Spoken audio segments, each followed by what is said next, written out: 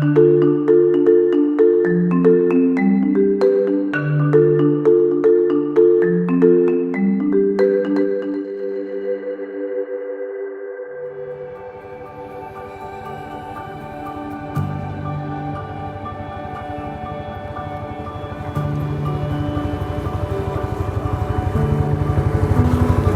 is beautiful forest.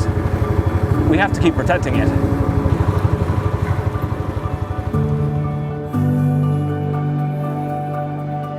We are in Cambodia, sitting outside Cardamom tented camp, which is on an 18,000 hectare concession that we have been looking after and protecting with partners for the last 4 years. The tented camp is a joint venture between Miner International, who have provided the capital, ourselves who provided much of the impetus, Wildlife Alliance, who secured the lease for us, secure and protect the jungle, and then Yana Ventures, who are a Thai-based company who have built and operate the tented camp on behalf of all of us. So it's a great partnership. We've all agreed there should be no profit out of it, that we're going to put everything we make back into the forest. When guests come here, I think they will come for the peace and quiet, they come for the jungle, they come to see things that you can't see anywhere else in Southeast Asia. You can't get into a jungle like this anywhere else in Southeast Asia. The amount of wildlife you can see coming up and down this river is incredible.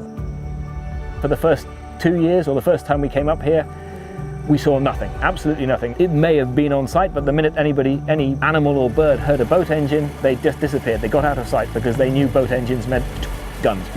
Miner International and the Golden Triangle Asian Elephant Foundation have been, as part of their sustainability policy, funding rangers and everything to keep this forest standing, because our neighbours have clear cut. The plan for this forest, if we're not here, is also to clear cut it.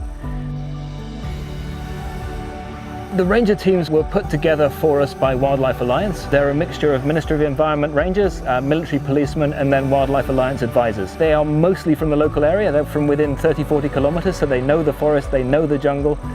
At the most basic level, they will walk 25 kilometers from area to area where they think they might be able to find something going wrong. And they have pretty good intelligence from the villagers and from their local knowledge to know where they think there may be some trouble.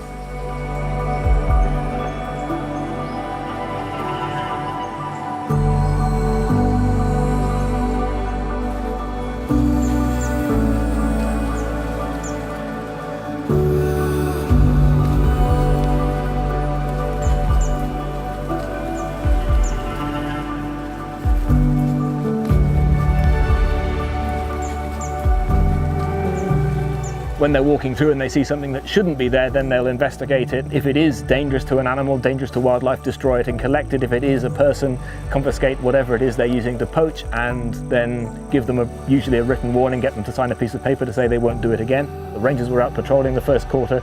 We pulled up some 1,000 snares. Nowadays, in a quarter, we may pull up 100 or 200. The amount of incursion onto the land has dropped dramatically. Every once in a while they'll come across a hunter with a homemade gun.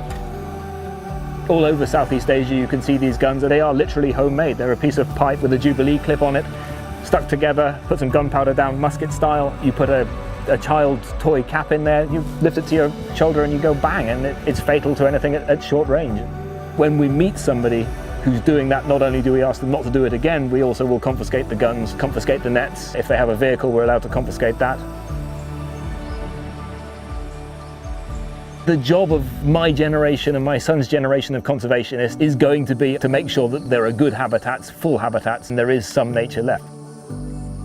The only thing that is stopping this area of land from being cut down is this concession, and the only way that this concession is going to be sustainable in the long run is this tented camp. So your stay does keep the forest standing.